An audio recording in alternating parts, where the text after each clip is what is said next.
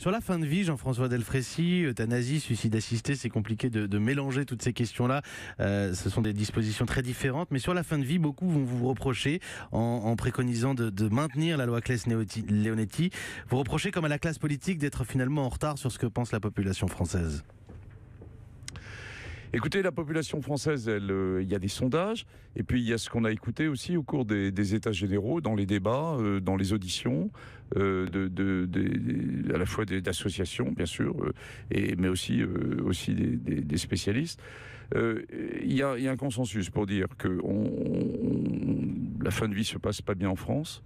que la fin de vie touche essentiellement les personnes âgées, même s'il y a des situations extrêmes qui sont difficiles,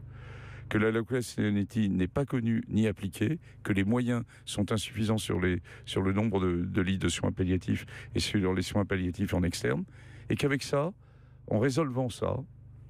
probablement une bonne partie des situations extrêmes, que crée d'ailleurs en partie parfois la médecine, eh bien, pourrait être résolue. Et on demande qu'on ait une évaluation assez fine de ces situations extrêmes, pour ensuite, éventuellement, si c'est nécessaire, aller vers une modification de la loi. Mais qu'actuellement, on ne sait pas donner les moyens de répondre avec la loi Claes-Leonetti, et finalement, à des meilleures conditions de vie pour la majorité, de décès pour la majorité des Français. C'est peut-être une question qui est pour nous aussi dans les médias importante, la question de la pédagogie, de ne pas avoir compris que la loi Claes-Leonetti, on n'avait pas donné les moyens finalement de l'appliquer correctement jusqu'ici.